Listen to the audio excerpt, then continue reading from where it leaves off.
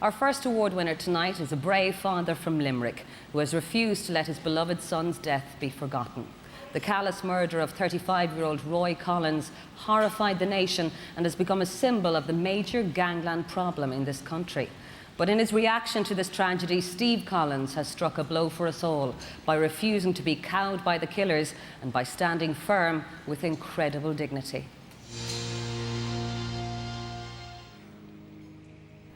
It's frightening to think like that's something like that's bury a child over a stupid thing like. So we were absolutely adamant. This wasn't simply going to be another little number stuck someplace in a book. This man was going to make a difference. We had to do something that he wasn't going to die in vain. We had to do something then to protect the rest of our family, because this had come into our life and it wasn't going to leave us, and the only way it was going to change was if laws could be changed. In the over 20 years that I've been covering crime, I've met a lot of victims, I've met a lot of the families of victims. And I have to say that Steve Collins is a man who stands out from the crowd. You see, until something like this happens, you don't know where you get the strength from. We felt that if we pushed for it now, that maybe something would change. So we decided to take it to the streets, and we just overwhelmed with the amount of people that turned up. Thousands upon thousands of people came out to show their support for the Collins family. Like everybody else, I suppose I was apprehensive that people might have been scared to do it. But they came, they showed their numbers on the street, they showed their support for one of the bravest families there, and that's the Collins family. In my mind, he is very much a modern hero and very much deserving of any award like this. Steve is a very genuine person, he's a very determined person, but he's a person with a huge sense of justice. And now it's time to put my arms around my family and get on with my life now, as best I can. The stand that we made, I've got grandchildren now, and I have to look to the future, and what kind of lives they're going to have, because it's frightening to think how things have changed in 10 years. What's it going to be like in 10 more years? And that's our fear, and we're doing this for our grandchildren and other people's children and grandchildren that come.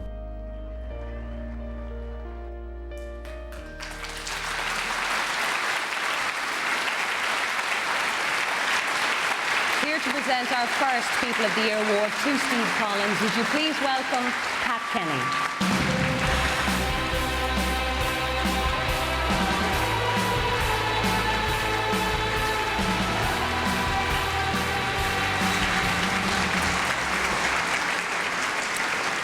Despite intimidation of both himself and his family, Steve Collins continues to speak out.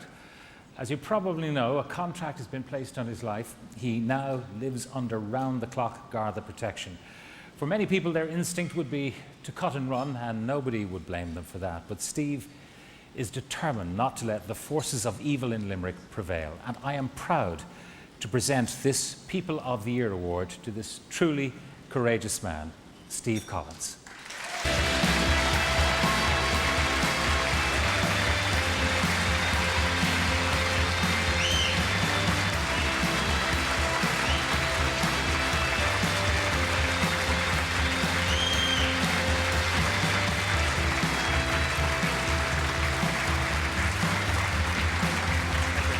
Congratulations.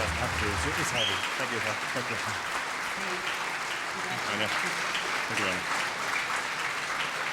You can see by the reaction around the room here, Steve, tonight, and I'm sure it's echoed in every home in the country that's watching this, that people really feel for you, but they're not the people, as Pat said, who are living with what you're living. How are you doing at the moment? Yeah, we're okay at the minute, and it gets easier after the campaign that we ran and the help that we got from the people of Limerick and to get us through, and the changes in laws which were promised that came through. Things have improved for us. Of course, the threats continue, and there are threats made against another individual in Limerick only recently. Do you feel a change down there? Yeah, I think it'll take time until somebody is actually convicted with these new laws. People will see the change then, but yeah, I think it's going to make a huge difference. A huge difference. We saw you there looking at the pictures of your son. You have another son who threats have been made against as well, and as you said in the report, you have grandkids as well. Yeah. How do you keep doing it? I do it for them, because my life is not going to improve unless other things improve, and against the laws improve, and I have to do it for them. I have to do it for my children, from my grandchildren, Charlie and Shannon, which I have to say hello to, you know, and I do it for them.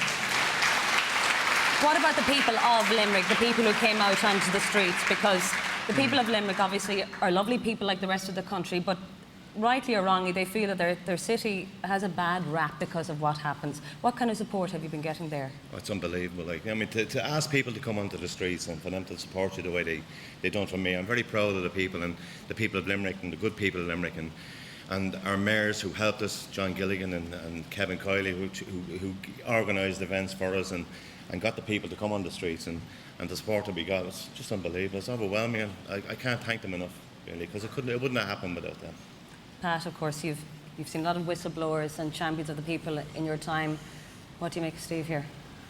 Well, every time I think of Steve's situation, I wonder if I were placed in a similar situation, would I have the courage that Steve has to face down the forces of evil in Limerick, to put his own life at risk and yet try to protect his family.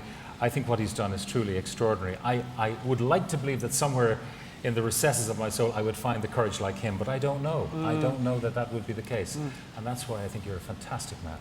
And so say all of us. Thank you. Steve, congratulations. Okay. Thank you. Special thanks, ladies and gentlemen, to Pat Kenny, and congratulations once again to Steve Collins.